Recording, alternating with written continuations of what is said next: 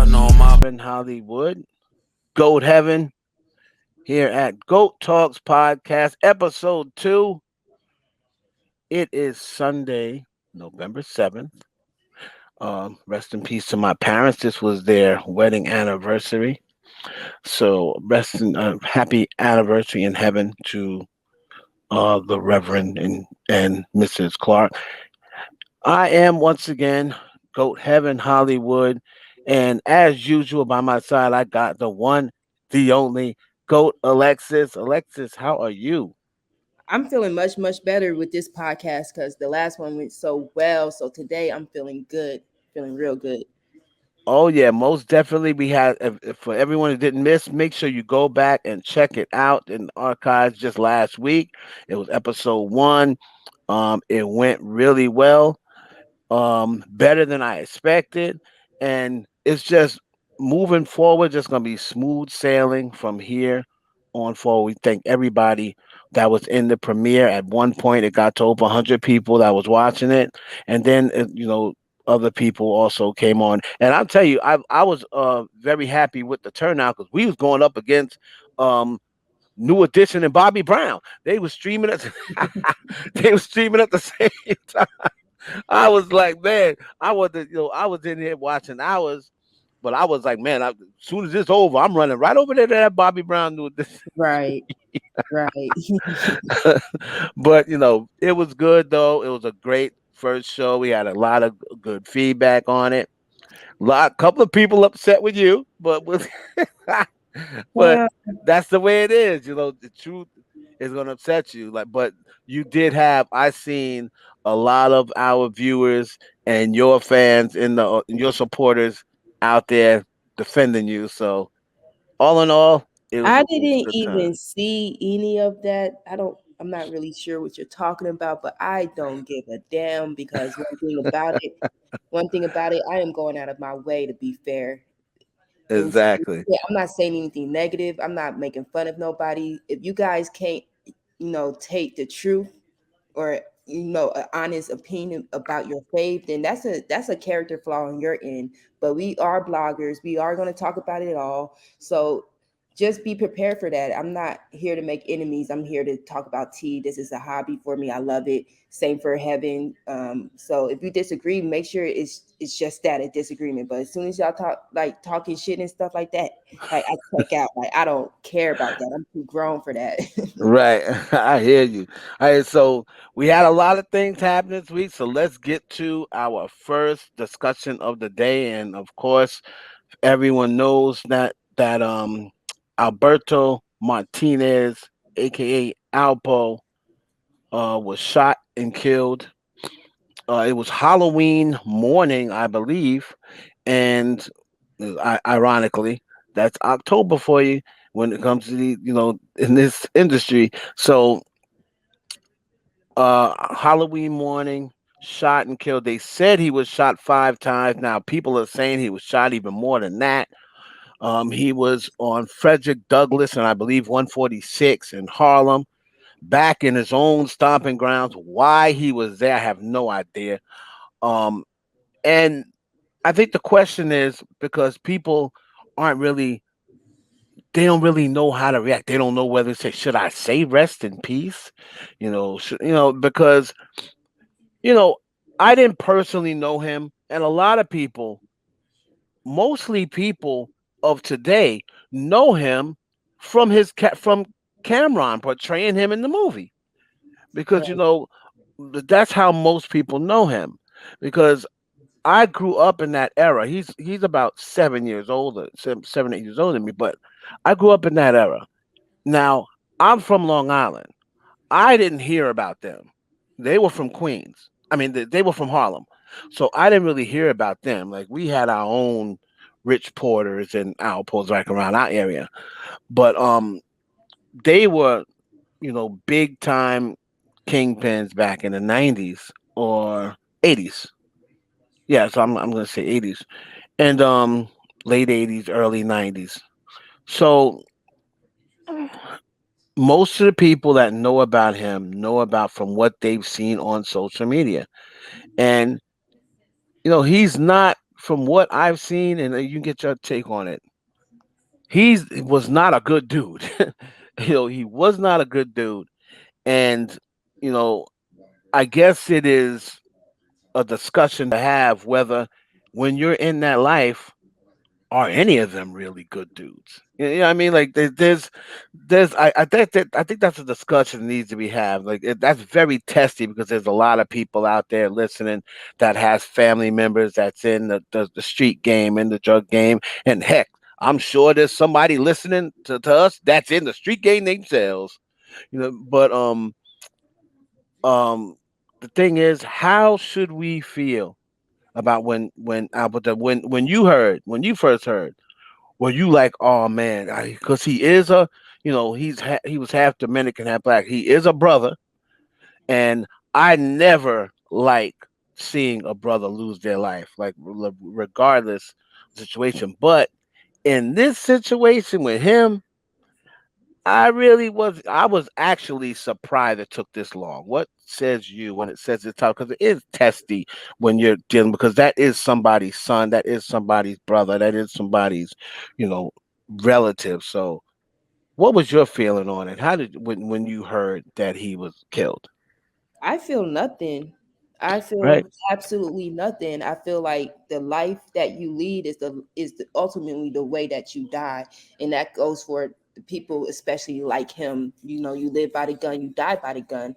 So Mm-hmm. I feel absolutely nothing. The only thing I feel, even though I listen to certain type of music, I don't want to sound like a hypocrite here. I listen to Lil Durk.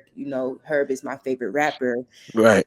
Even with that being said, I hate the lifestyle that these guys portray is dangerous, is foolish. This guy lost his life because in my opinion he was snitching. He snitched on somebody and he went back to Harlem. I don't know why. He went back to Yeah. Harlem.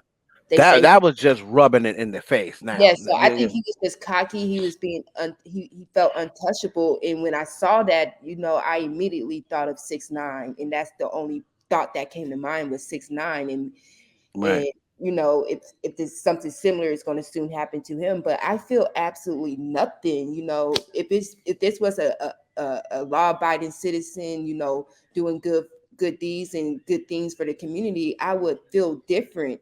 Like Nipsey Hussle, I felt his death because he was doing so much positive for the community that Right. really hurt to see something like that go. But somebody like him, he got accused of killing 14 people. He should have never even been let out of prison to begin with. That's true. Oh That well, is brother. true. Oh well, I hope you rest in peace. I hope there's peace somewhere in some of this for the families that he did, for the brothers that he did kill. You feel what I'm saying? Because he killed Mm-hmm. brothers. There's Kill a daughter brothers. without a father. There's a mother out there without her husband because of this guy. So I feel nothing. You know what? I'm not even mad at you. You know what that take. I see a lot of people trying to come on, be politically correct. Who rest in peace. I mean, again, I agree with you. I take that to of I'm sure he has family members that are upset or sad or what have you.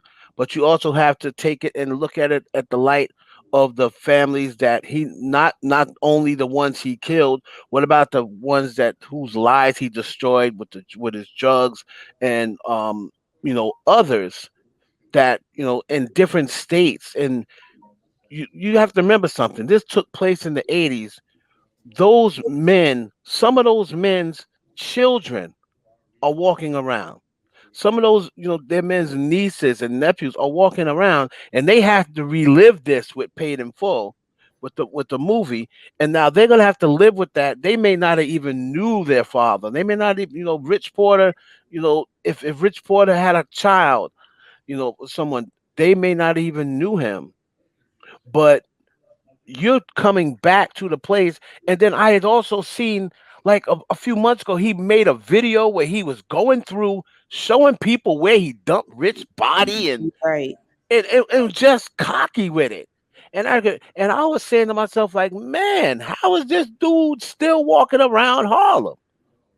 And they said that Rich Porter's family was celebrating, popping bottles out in the street when they finally died. And you know what?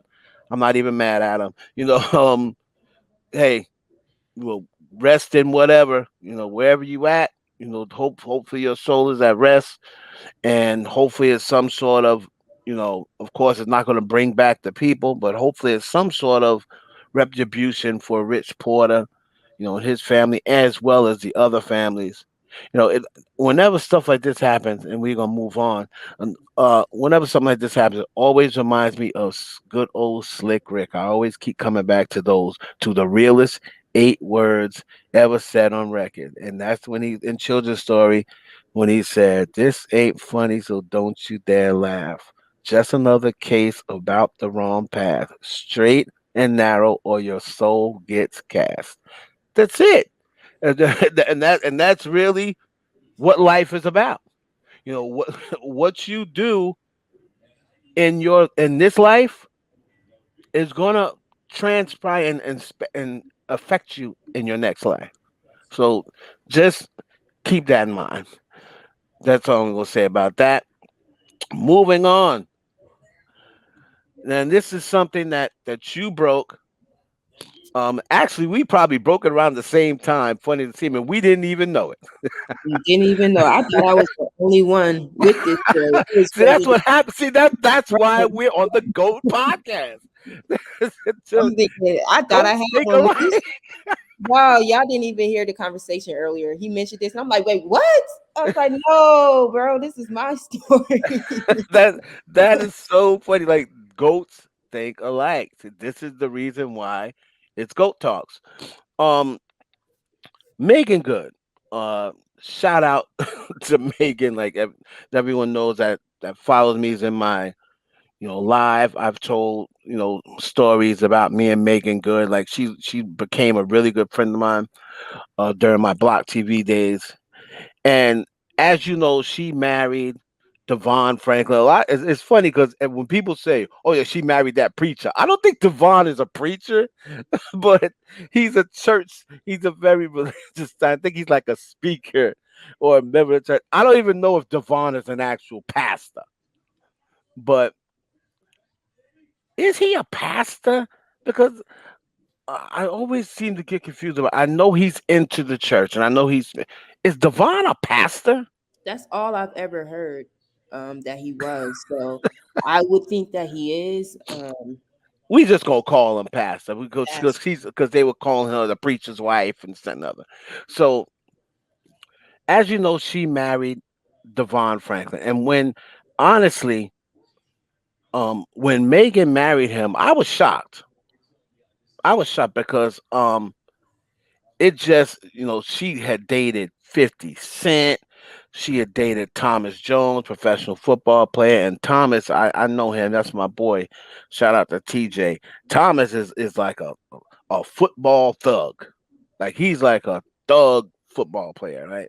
So she dated Thomas Jones. And then when it came out and it was like she got married to him, and then if you notice, after she married him, like her roles in Hollywood changed. It's like she stopped doing certain roles. I'm going to assume, I'm not going to say it's a fact. I'm going to assume it was because of him. That now that she was the preacher's wife, so to speak, she had to change the roles she was doing. And when you're in Hollywood and when you say, no, I can't do a sex scene, or oh no, I can't do this, or no, I can't play this, the work that you have in Hollywood starts to diminish because you're putting yourself in a box now. I've worked on a Hollywood set, so I know how it gets down, like with the actresses and actors, and especially when you're trying to come up, because Megan was kind of caught right in the middle of that. Neil Long, you know what I mean? Like right in the middle of, they're not like huge, but they're not bums. You know what I mean? It's like she was like right in the middle where she was trying to make that transition to, you know, big time female actors, Taraji, Holly Berry, you know, Angela Bassett. She was trying to make that transition to a big time Hollywood actress. And then she's like, well, like when you're trying to do that, you can't tell them I'm not going to do a topless scene. You can't tell them I'm not going to do a sex scene because you know your agent is out there looking for you for the best role possible for you, and most of the time you're going to have to do a sex scene or a topless scene or some sort. So when you pretty much tell them, and that's what she was doing, she was really putting herself in a box when it came to that. And I just can only assume, is it fair to assume it was because she married to a preacher? Yes, that's fair. That's absolutely fair. But you did say you can't do that, and I kind of disagree because she wasn't in a whole. She had movies where she had sex scenes, but it Hmm. wasn't her main discovery. So I would say she could have still remained successful. But sometimes when people marry someone, th- they change as a person. You feel what I'm saying? I think that's what happened with her. She might have lost herself when she got married to this man. Hmm. And I'm not trying to speak negative towards him. I'm just saying that's what it appears like. That's what I'm assuming is that like other women, she got married and she possibly lost herself. She lost her career. I mean, not her career, but she lost her sense of drive to maintain her career. So that's probably what we getting from Megan. And what we bring out now is the reason why we, Goat Alexis and myself are asking the question that her and her husband split is, well, I had heard that they were having issues, right? Next thing I know, if you look at Megan's Instagram, she was always posting pictures of her and her husband. They were always at some event or what have you. And um, my nosy self, I know someone that actually attends their church, and they told me that they have not been to church together in maybe 3 months. Right. And let me They, pause you. mhm. They don't have any joint you know how couples they do YouTube videos and stuff together. Right, They don't have that anymore. They had that last year, they had it before. They do right. not have these joint, content together. And that's when I saw the red flag is when because I remember seeing it on my timeline all the time and now I don't see it at all. Yeah, I thought so too. And now the pictures, she's back to, Yes. her pictures are getting more and more. I'm not saying they're sluttish or provocative, but they're getting more and more risque, way more than what they were. Right. And And she's going out to events that normally you would see a husband and wife at together, like the haunted house. You would see, you know, her and him together. Now, very another interesting fact is he's religious, so he probably doesn't do like the haunted house like that, and where she wasn't doing it in the past either. Now this year, she's at the haunted house with her friends, and he's nowhere to be found. And when you're used to a couple moving a certain way, and then you all of a sudden you notice, I know people say, "Oh, y'all reaching." No, it's not reaching. It's not reaching at all because there's a reason why there's no pictures anymore that she's posting him. Yeah, she still has his name.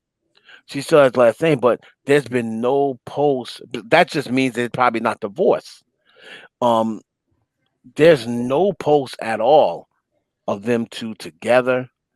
Um, any events that she's videotaping, he's not there, and he's posting something to like his he's speaking at certain events where you can see her post on that day. She was not at that event, so it's little things like that where they're posting on the same days and they're two totally different places.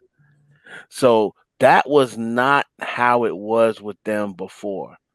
So that's why I'm thinking, coupled with the fact that the person let me know that, well, they haven't been to church together in 3 months. And on top of that, they always said that the people, Megan had a hard time being accepted by those people at his church. hmm. But Megan Good and her husband, the question I'm asking, has Megan Good and her husband split?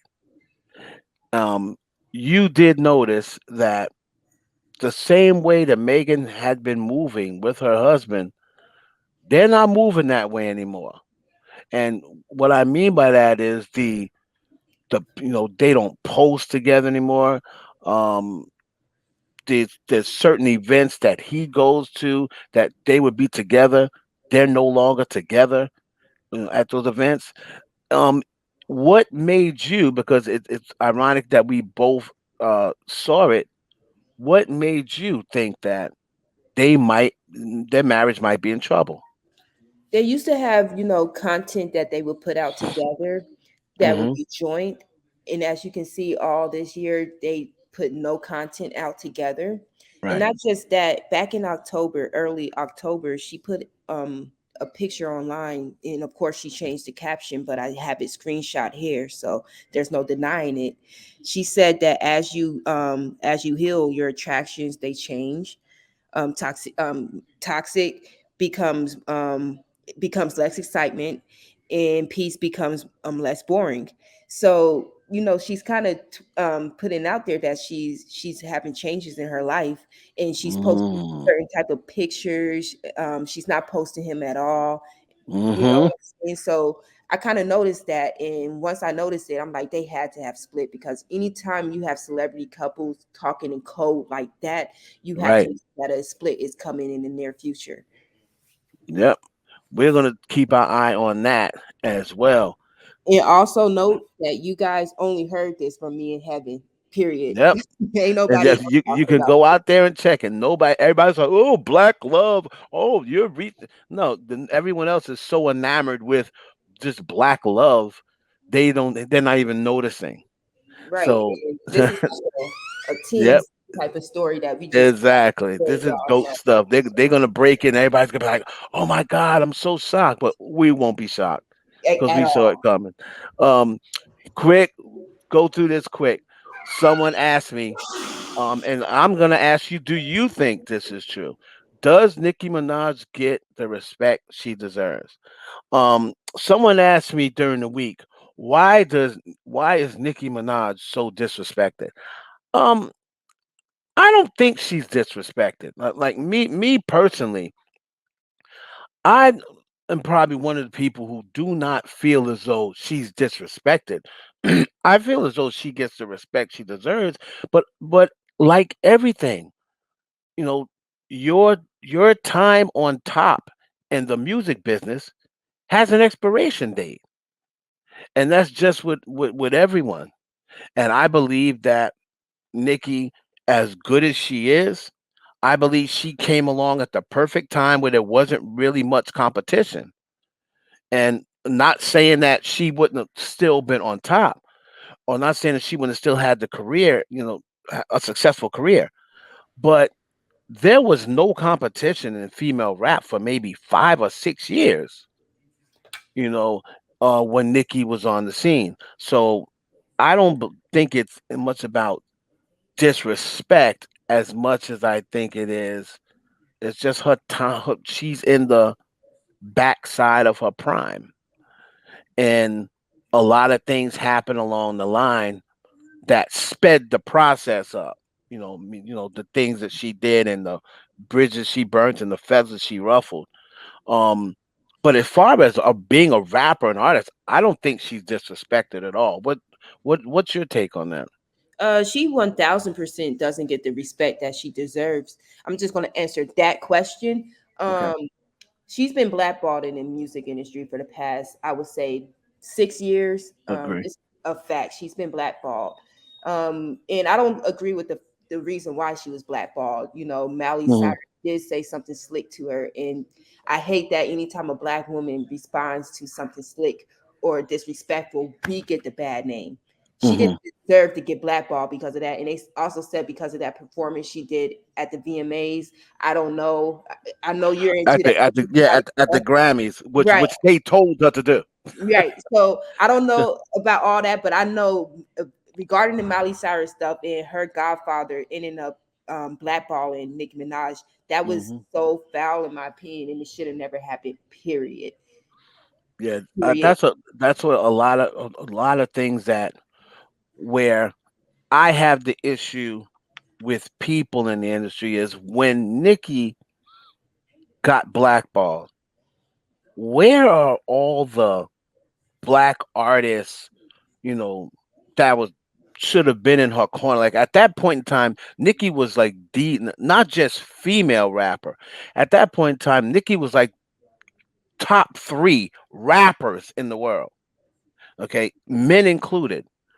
And it was just I didn't understand where was the people defending Nicki, especially when Remy dropped Sheetha. It was like everyone had hopped on, you know, even the people that Remy had mentioned in the record. None of them came out and said, "Nah, nah, I'm defend." They tried to ride that fame wave. They tried to ride the clout wave, and didn't want to admit that it wasn't true. The things that Remy was saying was not true. Right. So if they had a came out from the beginning and be like, "Nah, that's not true," that record would not have had the impact that it had. That record is pretty much what started, Nicki's decline in the Mm-mm. game. They Mm-mm. they Nah. they. Mm. I'm talking about after the black ball.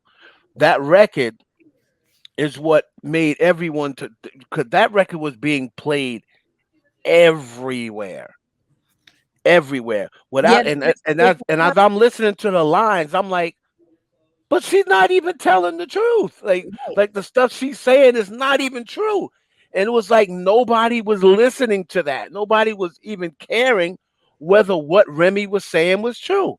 And right. I don't understand how they let that rock that way. This is Nicki Minaj, for Christ's sakes. Right. So I don't think that song had a big impact, and it didn't start no decline for Nicki, even though it had some sort of an impact, like any diss song is going to have. Mhm. She made the mistake of performing that song, and it was so dead. The crowd was so dead. I don't know if you remember the video, but she ruined the song by performing the song. She thought it would hit, and it didn't hit. And I'll say this much: there are a lot of people who rode that Nicki Minaj hate train, and it didn't work out in their favor. Mm. Meek Mill, Remy Ma, all of them who rode that train. That is just the saddest thing. And I think I actually read this from your website, that Jay Z actually was involved in that as well. Yeah, he was involved in the where Jay was involved was Remy, not necessarily Sheeta, but where Remy was taking shots. He pretty much co-signed the shots that she took at Nicki before Sheeta. So like the All the Way Up remix, right? That is that was a Jay-Z, pretty much Jay-Z co-signed record because by that time he was working with Fat Joe and Jay was on the All the Way Up remix. Right. Now, um originally Drake was supposed to be on the All the Way Up remix, right? And but when Jay found out that Remy was taking, because everything that Jay is on, he has to hear the record. There's no possible way that he did not know she was taking shots. So he okayed for Remy to take those shots at Nicki. He then pulled Drake off of that record. So Drake was supposed to be on All the Way Up remix. But yes, Jay-Z co-signed that them shots. So Absolutely Jay Z 100%. was on a he's on the wrong side in my opinion. I love Jay Z. You know I rock with Jay Z, right? Hmm. But he didn't not only do that, but even when she had her Queen Radio on Apple Music, he actually sent an email to Apple Music exec asking for Queen Radio to be removed. Yep, sure So did. um I just think he was on the wrong side, and Nicki could have used somebody like Jay Z, but not just Jay Z. Where was Wayne in all of this? Hmm. Where was When he? Because when and I'll tell you what happened with I that know, but Jay Z situation. in the past, he's always said that he loves rap beef. So I'm not shocked that Yeah. he paid that record. He didn't do it because it was shade towards Nicki. He did it because he truly, genuinely likes rap beef. You know what I'm saying? But I think he was messy because he sent that email to Apple Music, and bro, you supposed to be protecting the like. that's your title. You sit here, you save people contracts, you save them out of messed up contracts. That's why he was messing with. That's why he messes with Meek Mill right now. That's why he rocks with Lil Uzi Vert. That's why he's helping so many artists because they're in messed up contracts, and he want to make sure they still reach the level that they're supposed to and get as much money they're supposed to get. But why isn't he doing that same thing for Nicki Minaj? You knew she was Mm-hmm. blackballed. You know her music isn't getting enough attention like it usually would. You know, Nikki doesn't use payola. So she's only surviving right now because of the barbs, because of her fan base. And that says a lot about Nikki. But you know you could have done more for Nikki instead of have your hand into her being blackballed. I don't like that. So she's not getting the respect she deserves because she's a top 5 rapper of all time. Mm-hmm. Period. She's a top 5 rapper of all time, and people are treating her like she's an unsigned artist. That's disrespectful as fuck. So hopefully one day she gets her flowers. And I'm not talking about kissing ass. Oh, Right. kissing ass. Don't do that. That shit's so fake in my opinion. And people see right through that shit. I'm talking about really give her flowers because she deserves it. If you're going to talk about Jay-Z, if you're going to talk about Kanye West, you need to also be talking about Nicki Minaj because that's it's only right. It's the whole like I said, the whole thing when that whole hate train started. That was the main thing that I didn't get. Wayne and Drake, you have to remember, Wayne and Drake was right in the middle of the hate train started pretty much once right as Nicki and Wayne and Drake kind of reconciled because when Nicki was with Meek, and Drake alluded to this in the interview, when Nicki was with Meek, she kind of, you know, pulled away from Wayne and Drake with that whole Meek situation. So Drake's a Scorpio. He's emotional. We already know he's emotional. And that whole situation with her, with Meek, with Wayne, with Drake, like I said, one of my boys is from that's real close with is from in OVO, and he said that situation was way worse than what they let on. So they did hide a lot of it from from the outside press, but Nicki Minaj, like I said, she's gonna be someday in the Rock and Roll Hall of Fame, I believe. She globalized female hip hop. Um, Lil Kim nationalized it, but Nicki Minaj globalized it.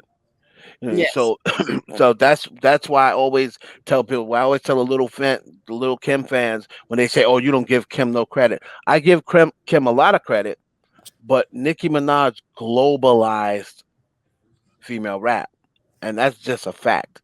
And So, also Kim, she don't get the respect that she deserves because a lot of people they don't realize the people who made the way for other people. Those people deserve just as much credit as well. Like right, there wouldn't be a Jay-Z if it wasn't a Biggie. You know what I'm saying? There's nothing right, disrespectful by mentioning that. And I feel like whenever you mention that when it comes to Nicki and Lil Kim, people get mad. It's like, bruh, do you like hip hop music or do you just like these rappers? Which one? Which one? right. Because if you truly like the art, you not getting offended by stuff like this. And I really hate that these two women are beefing because coming together, they would make so much more. You know what I'm saying? More good Yep, music, more money, more everything. right. So it's pointless. It's not productive that they're beefing. But anybody who gets mad at Lil Kim paved the way for Nicki Minaj, ain't nothing wrong with saying that this is hip hop music, this is rap. Absolutely. Everybody praised the way for somebody. Right. So, And the fact that rap is the top, the number one genre music genre right now, and we're black people and we have the number one genre right now, that states volume. So right. sometimes before we get off track, we gotta see the bigger picture. It's okay to parlay and be entertained by the beat, but please just have fun with it. Stop all this back and forth because I'm seeing a difference with women beefing and men beefing, and I don't Mm. really like it. Yeah, it's definitely big different. That's another topic we're gonna You get just into mentioned. at a later time. Yeah, like you just mentioned, I'm gonna kill it after I say this. With the Meek Mill and Drake, they're cool now, right? And I feel Right. like they shit was deeper. Meek Mill tried to ruin that man's career by Hmm. saying that he had writers. Absolutely. You still can't live that shit down. Pusha T just murked Keep Drake off a warning shot because of that shit. You feel what I'm right. saying? Right. So he can't live that down. That's deeper. So anything that happened between Cardi B and Nicki Minaj and Lil Kim and Nicki Minaj, I just feel Definitely like should be able all to. parties should be Absolutely. bigger person, sit down, go to Houston's, get you a freaking steak if you need to. But what Right. y'all beefing over I is want a not steak. cute. And I'm so sick and tired going back and forth with these fan bases because I won't pick a side. I refuse to. I hope these women can be the bigger person one day and get this shit together. Absolutely. Me too. And we're gonna pick that up at a later time. That is a whole nother show. Let's move on. So Brittany Renner, if anyone does not know on Instagram, she's Bundle of Brittany.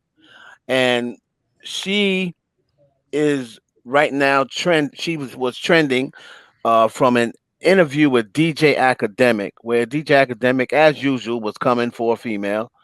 And he was pretty much reprimanding her about she just had a baby with NBA player PJ Washington, who happens to be 6 years younger. I think PJ's 22. I think Brittany's like 28, and or somewhere along the line. But she's 6 years older than him, and she was saying that people are calling her a predator. Now, I am one of the ones, and I got into something with, and I'm gonna get your take. I got in something with one of my supporters where they were saying she's a predator because she preyed on him and she premeditated, um, getting in a relationship with him and getting pregnant by him. Now, according to her, that is not what happened. According to her, it was his idea.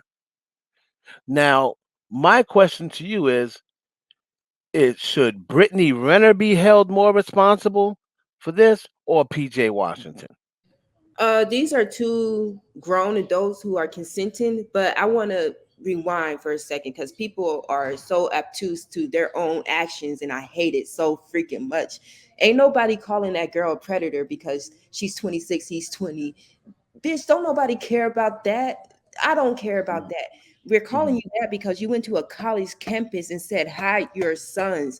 If any man made that comment, he's not going to ever live it down. So I Right. find it kind of funny and ironic and actually hypocritical that she sat down at that couch with academics and said, "Oh, it's a double standard." Yeah, you damn right, it's a double standard because if any man went to a college campus, like I said, and said, "Hide your daughters," it would be an issue. So Oh, that's they why they she would get they would called never make it pregnant. out.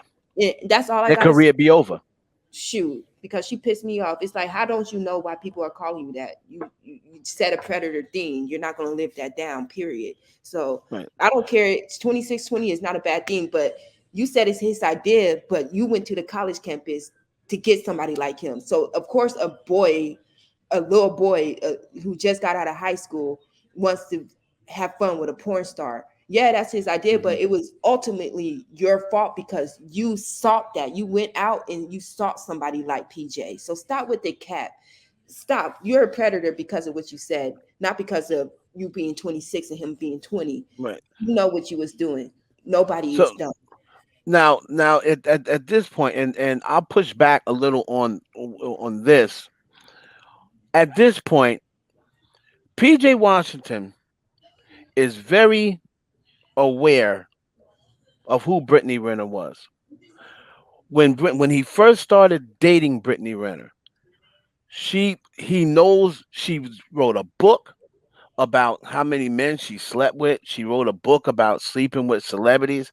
And I would probably be more on the side of PJ if she was like, "No, no, my name's Brittany Jenner. I'm not Brittany Renner." If she would have came to him like she wasn't that person, or she would have held her identity, or somehow or another kept him off of social media, and then he realized, "Oh my God, that's Brittany Renner who did." To me, PJ is old enough to know, even if you go and get involved with her, dude, you have to know you got to protect yourself. You didn't have to get the girl pregnant. You didn't have to freaking nut inside this girl because at some point, like I said, with people, oh, he's he's 22 years of age. Okay, when she started dating him, I think he was 19. But now he's 22 years of age. At some point, bro, you have to take some sort of responsibility. Because I'm gonna tell you one thing. When I was 18, I was dating a chick 32, right? I was dating a 32-year-old. And then my mother, main thing she said was, don't have no baby.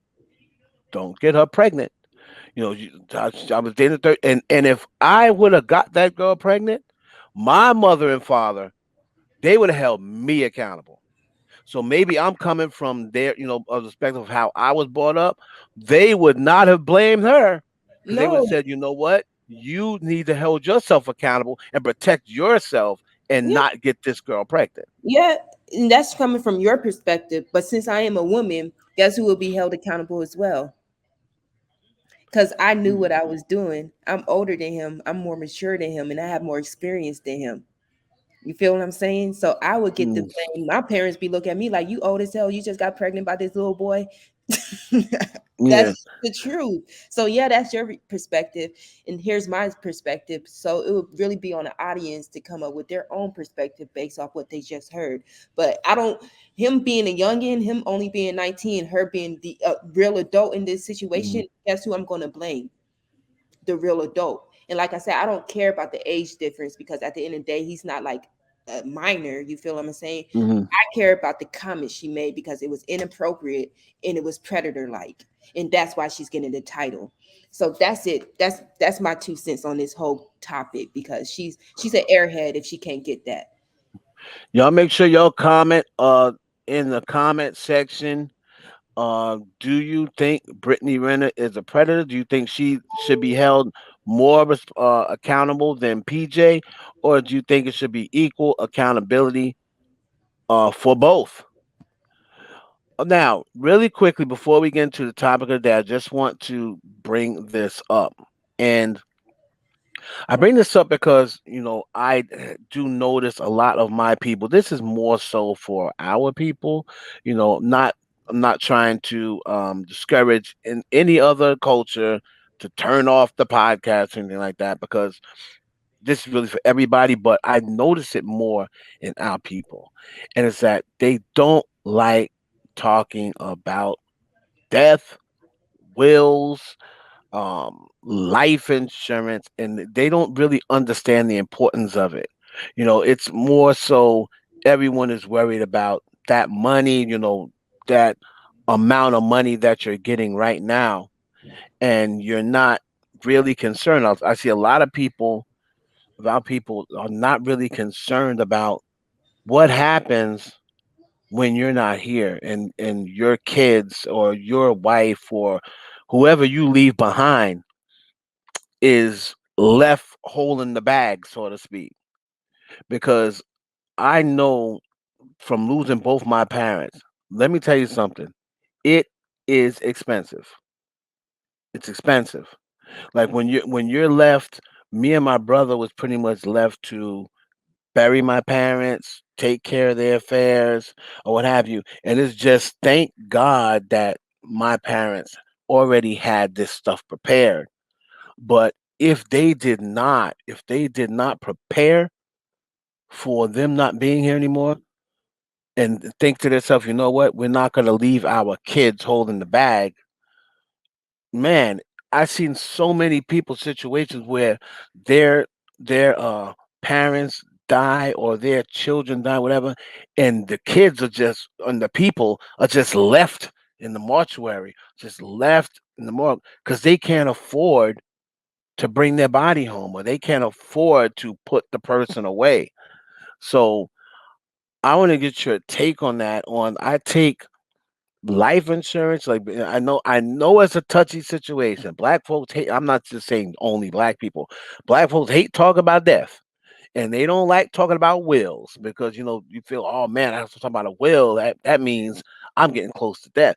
You shouldn't have to be up there in age to start thinking about a will. Like I made a will 20 years ago.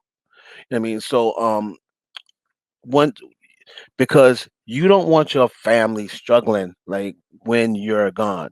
So what I did was, and I'm going to keep this short. I've already taken out life insurance on my daughter. Like my daughter's 7, right? So I've already of course I have my life insurance I'm paying, and I have whoever's under it that I want to get my money or whatever. And then I have a life insurance now that I'm taking out on my daughter that I'm paying. So when my daughter gets older and starts working, she won't have to take out a life insurance on herself because she'll already have one, right? Paid for. So now she can take out a life insurance on her children and so on and so forth. And that's how you generate generational wealth because that her child won't have to pay for their life insurance. And I know a lot of people say, "Oh, I don't care." Like after I'm gone, like who cares? But I want to know your take on that, on the whole take on wills, health insurance, and the importance of it, as well. Yeah, I just think I've heard a lot of people say this, a lot of black people as well. They think life insurance is jinxie. They think having a will is jinxie. And if you Mm, think that, I just want you to grow up and really care about your family and care about, you know, leaving. If you leave here now, there'll be straight. It's very important to have a will, and it's very important to have life insurance. Period.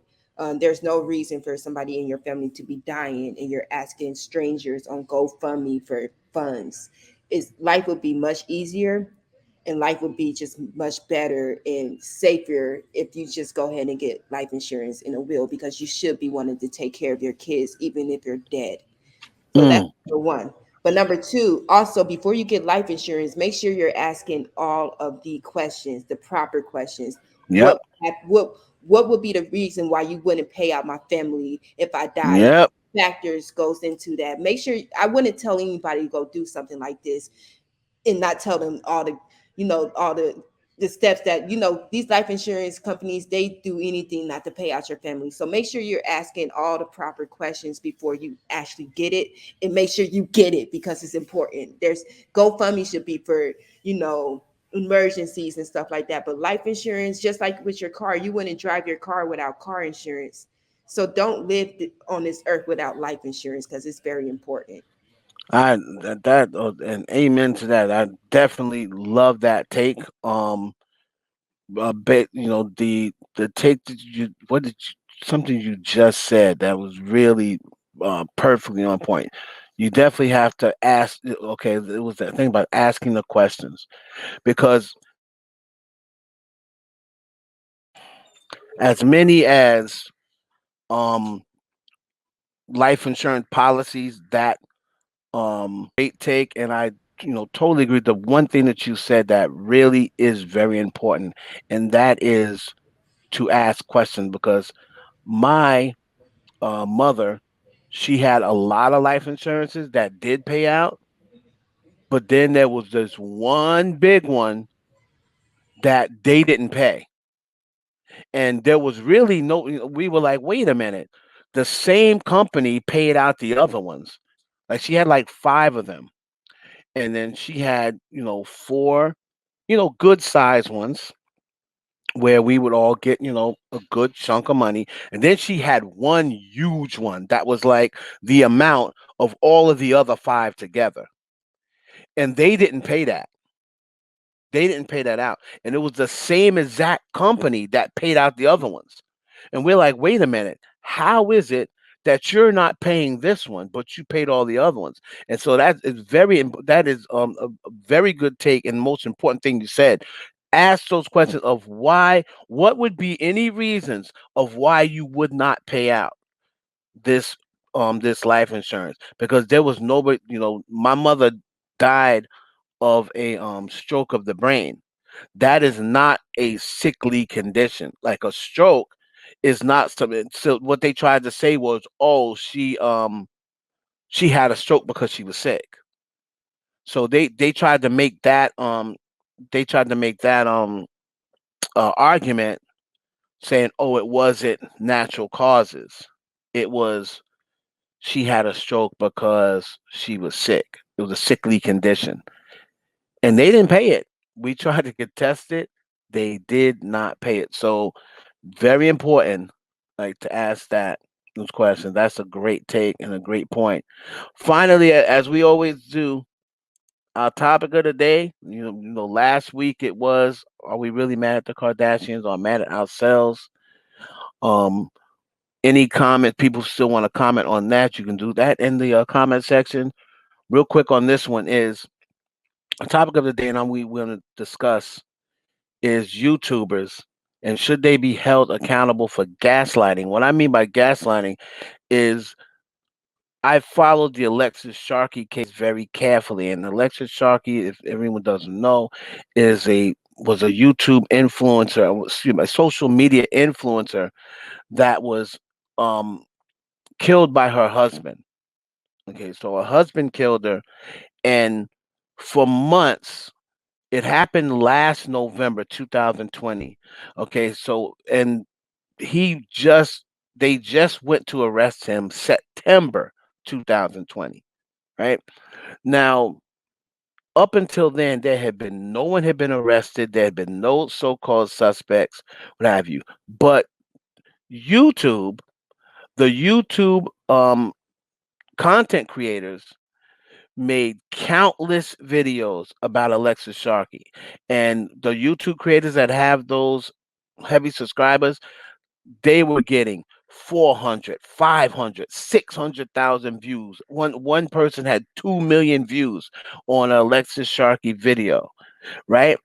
And what they were gaslighting was they started creating to keep the clicks coming. They started creating suspects, right? To throw out there, because it was pretty cut and dry to me that the husband killed her. You know what I'm saying? So that was just too boring for them. So they start creating suspects and putting the suspects out there. So now the commenters are saying, "Oh, you know what? You might be right. I didn't think about that." Now what happens is they go and find these people that these content creators are creating as suspects that were not suspects. They go and find their social media. They're tormenting them. They're threatening them. They're finding where they work at. They're calling a murderer on their social media platform, and they're doing all these things because they have so many. They're so influential. These people now on top of that, and I'm gonna get your take. On top of that, now the police. Now I can't blame them for this. This is just the police being dumb and lazy. The police, if people don't want to admit the effect that these bloggers and YouTubers have, the police go now when their case is going cold, they go on social media and look for clues, and and look to see what other people are saying. And then one of her friends came out and said, after they started putting that on YouTube, the police show up at my house, like out of nowhere, like, oh, we want to question you. And her best friend was like, I was never a suspect. But because the police are listening to these content creators on YouTube, they come knocking on my door, like, and questioning me now about the okay. So my question is, and this is deep. My question is, do you think YouTubers, because what happened is it turned out, and I know I'm going long, but I would just want to lay everything out. It turns out that the husband, of course, killed her. And now none of these YouTubers are making videos apologizing to this friend. They're not making videos saying, oh, you know what? We were wrong. It was the husband all along. You know, um, these people had to deal with trauma. So my question to you is, in any way, do you think any of these YouTubers should be held accountable for gaslighting? when it turns out that that was not, the truth. Some of these YouTubers get paid way more than journalists on TV. Right. All right. So no, I would have to disagree. I do not think they should be held accountable. I don't think anything should happen to them because at the end of the day, we are bloggers, right? We are journalists, right? And we have Man, you disagree with everything today. yeah, we have to do our research. I wouldn't want to do because I'm about to drop a Chicago Chirac video very soon, probably this the ending of this week or the beginning of next week. Anything that I say in that video, I don't want that to be held against me because I'm doing my research, and that's just the bottom fucking line. Now, cops and journalists, we have the a same difference type of job. Like they investigate, we investigate, Mhm. and that's that. You feel what I'm saying? So I can't. This reminds me of Tasha K. You know, she's being federally investigated right now because of her information she got from a parole officer or something. Whatever type of officer, she got that information about R. Kelly's case and she put it in her podcast, and now she's being investigated because that was illegally obtained. You feel what I'm saying? So I don't think she should be held accountable. I don't think she should go to jail. I think that helps her credibility, and I actually it makes me actually want to watch more of Tasha K. So no, I Mm. don't think anybody should be held accountable for doing their fucking job. Sorry. That's like I said, that's a little different. Like Tasha K actually got information from someone else. All right, so she actually, like, again, if someone, I would feel different if someone came, if let's say someone um came and gave them information. Hey, what about this person? I saw them, on some sort of information other than just creating a mirage situation wherein that's like someone saying, um, what about having me as a suspect when I was nowhere around? Like this murder took place in Oregon and I live in New York. And then Right. they just out of nowhere, hey, how about him? He looked suspicious on Now listen, when if we a saw cop him on the video. if a cop want to go off of a YouTube video where no credible information was given, they want to just automatically label somebody as a suspect. That just shows me that these cops ain't really about shit and they can't investigate. That I agree with. A journalist can investigate a little bit better than you. Like, come on now. I just can't agree with none of this. None of this. Like, I can't agree. Now, if you ask me, should a YouTuber's video be held as evidence or be the reason why a cop can pursue a suspect? My answer is going to be no.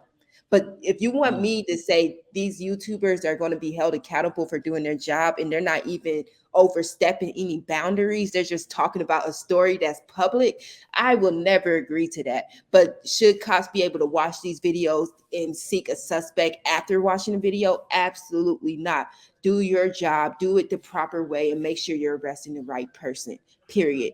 But if somebody's talking about me on YouTube and they're trying to connect me to a crime I know I have nothing to do with, you can investigate me all you want to. You ain't gonna find jack squat. And that's just how I feel about it. This is the Goat Talks podcast. We talked on a lot of different subjects, a lot of different topics. Anything that you want to comment on the bottom, if it was, does Nicki Minaj get the respect she deserves? Or any comments about Megan Good and her husband, and what we think is a split coming.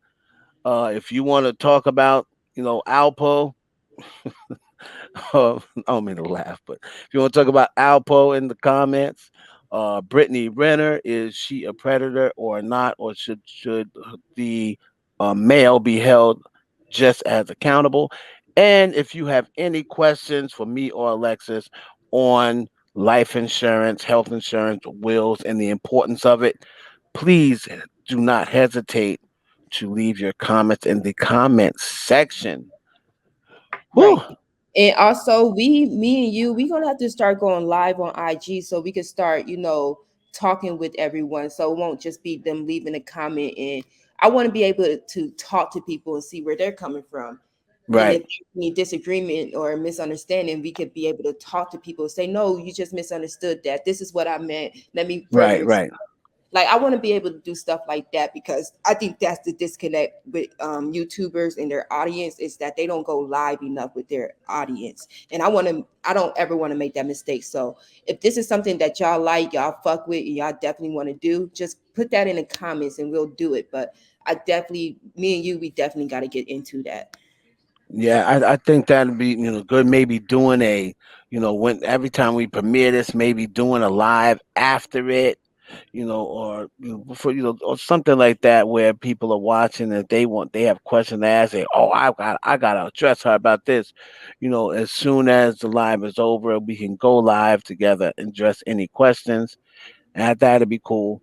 Um, well, another great podcast.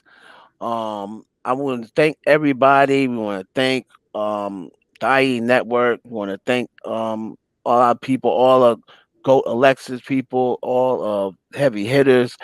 Um, yeah, man, this is moving right along, getting better and better. We hope that we was able to, bring out a different take for you, or something that at least interests you, for 50 minutes of your day. And we'll see you next time. Goat Alexis, as always, my thanks, my thanks, my thanks. And we'll see y'all next week. And any Y'all parting stay shots for tuned. you? Stay tuned in. If you have any questions, go ahead and ask it below in the comments. Thank you. We'll see y'all next time. Peace. Peace.